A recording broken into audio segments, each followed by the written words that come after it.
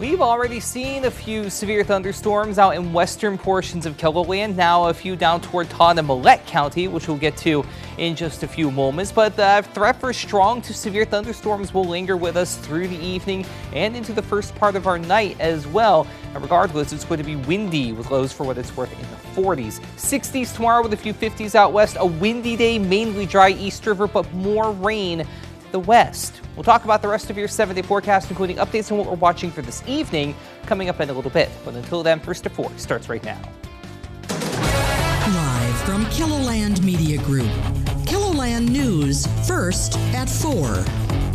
Governor Kristi Noem's book, No Going Back, is garnering some criticism on both sides of the aisle. What she had to say on CBS's Face the Nation. Plus, unpredictable weather and costs are weighing heavily on farmers' mental health. What resources are available? And the Israel-Hamas war continues on, but an end could be in sight. How the two sides have reached a tentative agreement. Good afternoon, and thanks for tuning in to First at 4. I'm Don Jorgensen. And I'm Kelly Volk. Governor Kristi Noem is playing defense while on a tour to sell her new book. The book, called No Going Back, has gathered criticism both from Republicans and Democrats. And in one chapter, Noem describes shooting and killing a 14-month-old puppy because it was, quote, untrainable as a hunting dog. She is also making changes to the book after it was discovered that a story she tells about meeting North Korean dictator Kim Jong-un was not true. I certainly made some changes and looked at this passage, and I've met with many world leaders. I've traveled around the world. As soon as it was brought to my attention, we went forward and have made some edits. During interviews with several large CBS affiliates today, Noem refused to discuss the matter anymore, saying, quote, I've already talked about those issues. You can see more of Noem's interviews, including an exchange that aired on Face the Nation, coming up at 6. All right, the other big story today is going to be our weather. It sounds like we had some heavy rain just passed over our station today. Yeah, what else is coming our way, Adam? Oh, it depends on where you are. Overall, though, we could possibly see a little bit of everything. We so far have seen a little bit of everything, especially West River, where we've had a couple of severe thunderstorm warnings, even in northeastern Butte County. We had a confirmed tornado a little bit earlier. So it's starting to get a little bit active out there. We'll watch it for the next couple of hours.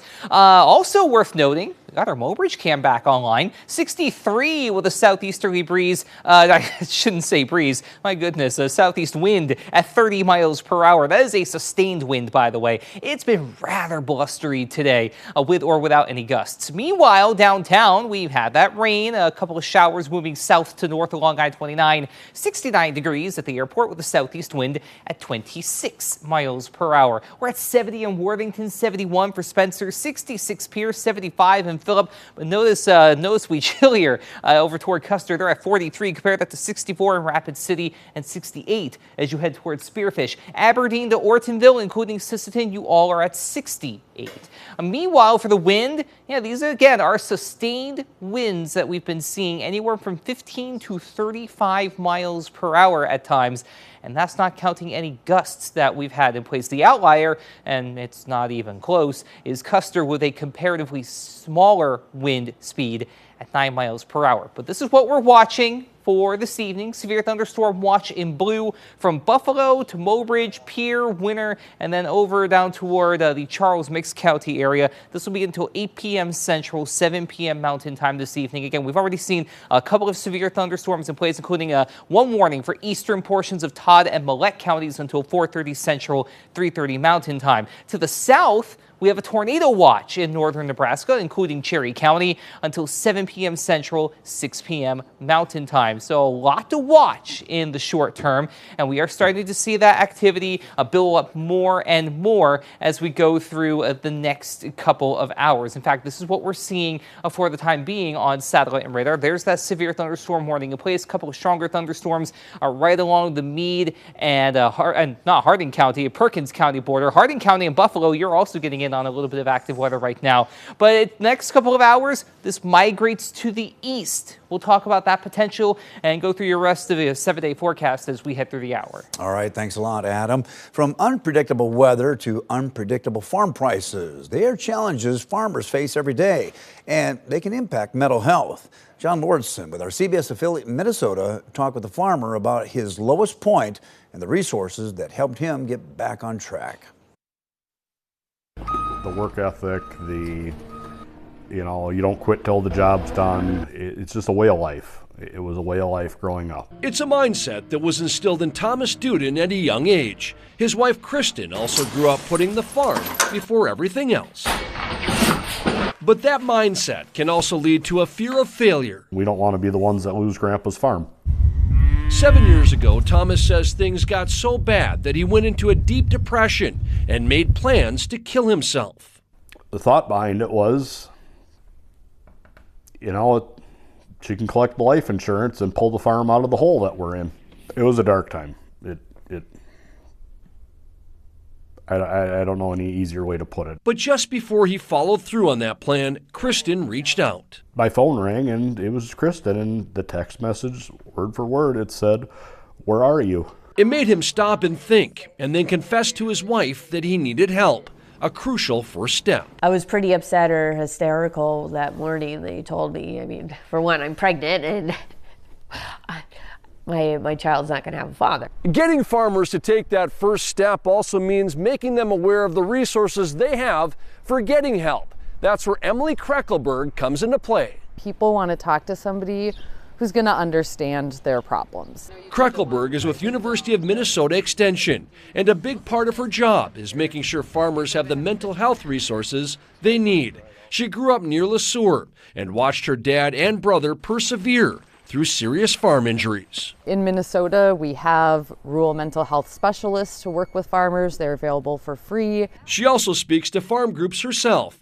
and she's a proponent of the Department of Agriculture's Rural Help Hotline, where callers can remain anonymous. Personal stories are a really powerful tool in not just education, but awareness as well. There's something so courageous about standing in your vulnerability and sharing that with other people.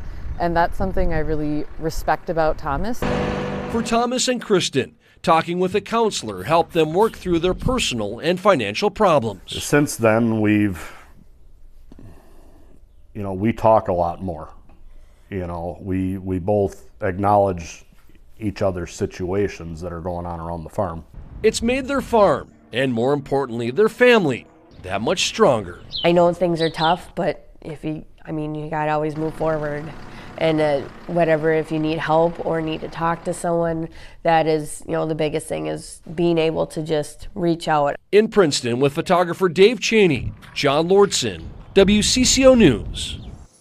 If you or someone you know could use someone to talk to, you can call 988 day or night to talk with a real person who is trained to help out without judgment. Well, May is Mental Health Awareness Month. If you or someone you care about is struggling, the South Dakota Department of Health shared these tips. Ask if the person is okay without accusing them or blaming them of something. Listen to what they have to say with your full attention. Encourage the person to seek professional help and check in with them from time to time to show you care about their well-being. Palmer Candy out of Sioux City, Iowa is recalling its white-coated confectionery items due to a salmonella risk.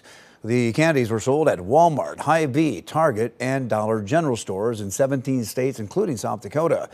If you bought one of the Palmer Candy products recently, you should contact the company at the number on your screen.